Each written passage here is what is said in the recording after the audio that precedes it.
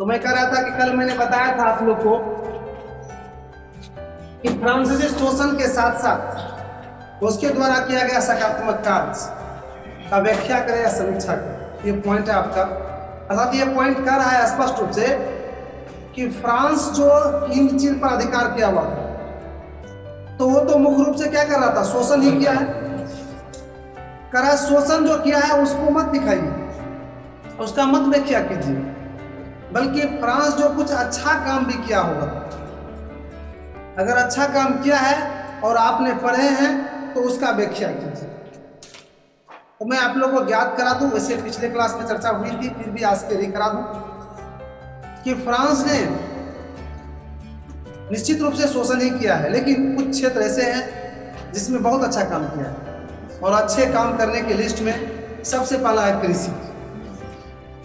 कृषि के क्षेत्र में हिंद चीन में ही नहीं, पूरे वियतनाम में भी बहुत अच्छा काम किया है। उन्होंने क्या किया था, सबसे पहला कि जो बंजर भूमि थी, अनुपजाऊ भूमि थी, उभर खाबर भूमि थी, दलदल भूमि थी, उसको उन्होंने कृषि योग बनाया। कृषि योग बनाया, किसानों को वैज्ञानिक तरीके से खेती करने के लिए सिखाया, वैज्ञानिक कृषि यंत्र उपलब्ध करवाया, सिंचाई के लिए पहले वर्षा पर निर्भर रहते थे, कभी बारिश हुई तो ठीक फसल हुआ, बारिश नहीं हुई तो फसल गड़बड़ा गया। तो इसको रोकने के लिए क्या किया, नहरों का जाल बिछा दिया और उत्तम खाद, उत्तम बीज उपलब्ध करवाने लगा। तो देख लीजिए, अगर इतना चीज हो, खेत समतल हो, वैज्ञानिक दृष्टिकोण हो, वैज्ञानिक यंत्र हो, कृषि यंत्र हो, उत्तम खाद बीज हो, सिंचाई की अतिरिक्त व्यवस्था हो, बारिश पर निर्भर नहीं हो, तो वहाँ कृषि की स्थिति क्या होगी, बहुत ही बेहतर होगा।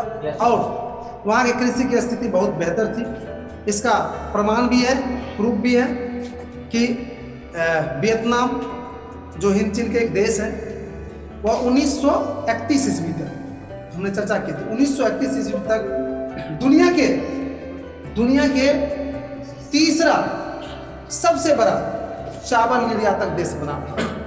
इसका मतलब वहाँ चावल खूब होता था। चावल खूब होने का मतलब हुआ कि वहाँ पर कृषि की स्थिति काफी बेहतर थी। तो ये स्पष्ट हो गया कि फ्रांसीसी अर्थात फ्रांस की जो सरकार थी, हिंद चीन में शोषण के साथ साथ कुछ अच्छे काम भी किए थे।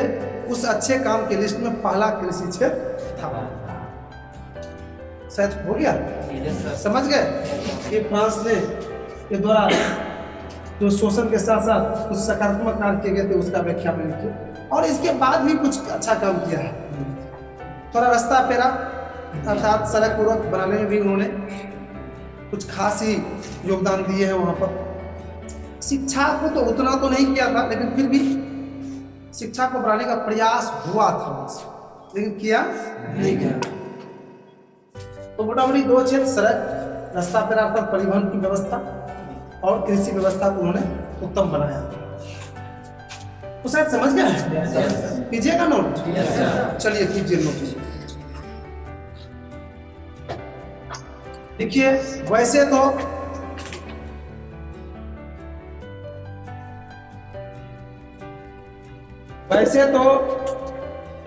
फ्रांस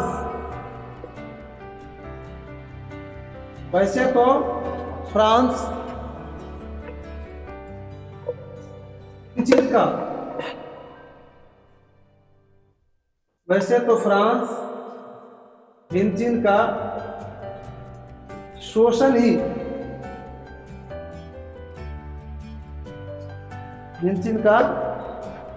शोषण ही करता रहा।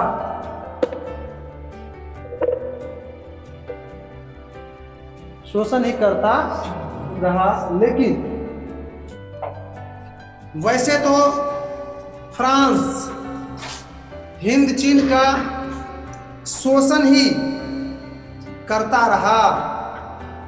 वैसे तो फ्रांस हिंद चीन का शोषण ही करता रहा, लेकिन कुछ ऐसे क्षेत्र हैं जहां उन्होंने बहुत अच्छा काम किए हैं, पूर्णविराम, जिसमें से कृषि पहला क्षेत्र है। कृषि क्षेत्र को बेहतर बनाने के लिए बंजर भूमि को कृषि योग्य बनाया, किसानों को वैज्ञानिक तरीके से खेती करने के लिए सिखाया, सिंचाई के लिए नहरों का जाल बिछाया। इतना व्यवस्था होने के बाद कृषि की स्थिति अपने आप बेहतर हो गई।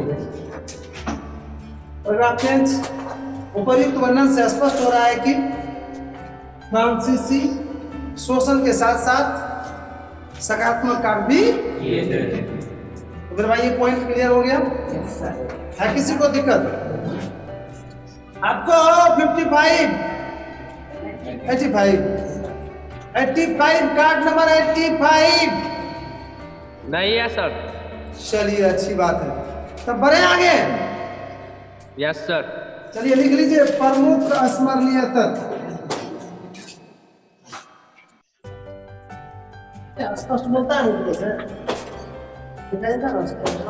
थोड़ा अनुभूति होता है ऑनलाइन में, लाइव क्लास में कब हुआ कि यही का अनुभूति होता है।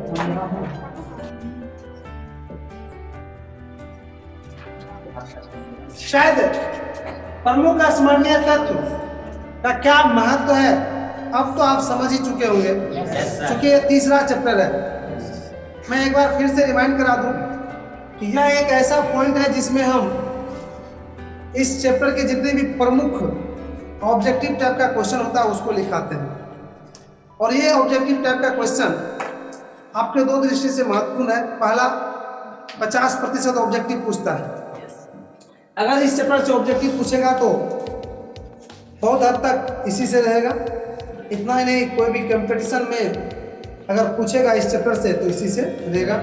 इसलिए इसको संभाल के रखिएगा, प्रमुख स्मरणीय तत्व, इस पॉइंट को, और एक एक करके लिखना शुरू कीजिए, एक नंबर करके लीजिए।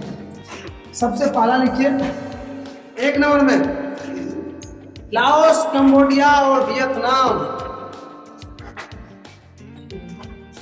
को हिमचीन कहा जाता है। लाओस, कंबोडिया और वियतनाम को हिमचीन कहा जाता है। दूसरा नंबर में हिमचीन एशिया महादेश में है। तीसरा नंबर में अंकोर वाट का मंदिर कंबोडिया में है, जिसका निर्माण 12वीं सदी में राजा सूर्यवर्मा द्वितीय द्वारा करवाया गया था। अंकोर वाट का मंदिर कंबोडिया में है, जिसका निर्माण 12वीं सदी में राजा सूर्यवर्मा द्वितीय द्वारा करवाया गया। चौथा, हिमचीन में सबसे पहले पुर्तगाली व्यापारी आए थे। जानते हैं सब व्यापारी पहुंचा था, लेकिन सबसे पहले कौन? पुर्तगाली व्यापारी पहुंचे थे। नेक्स्ट, 5वां नंबर में हिंद चीन में बसने वाले फ्रांसीसी कोलोन कहलाते थे। 6ठा नंबर में the history of the loss of Vietnam का लेखक फान गुई चाऊ है या था भी ले सकते। 7वां नंबर में हो ची मिन का दूसरा नाम न्यूगन आई कोक है। हो ची मिन का दूसरा नाम न्यूगन आई कोक है। 8वां नंबर में अनामी दल का संस्थापक जॉन गुएन आई थे।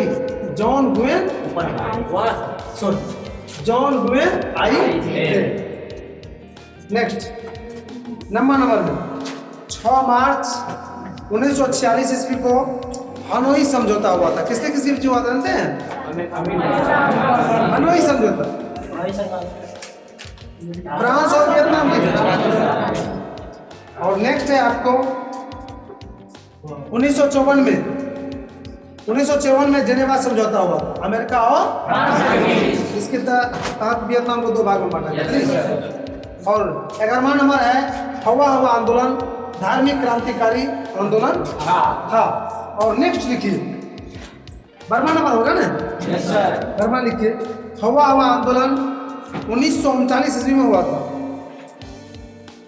हवा हवा आंदोलन कब? 1939 ईस्वी में हुआ था।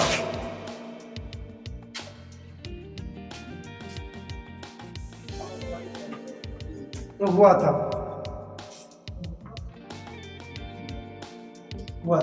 फिर भाई एक महत्वपूर्ण है ऑब्जेक्टिव, उसको थोड़ा सुन लीजिए। एक रसेल नाम के बहुत बड़े दार्शनिक थे जिन्होंने अदालत लगाकर अमेरिका को वियतनाम युद्ध के लिए दोषी करार दिया। इसका नाम बराबर आता है, ये भी लिख लीजिए। लिखिए लेकिन रसेल ने एक अदालत लगाकर वियतनाम युद्ध के लिए अमेरिका को दोषी करार दिया।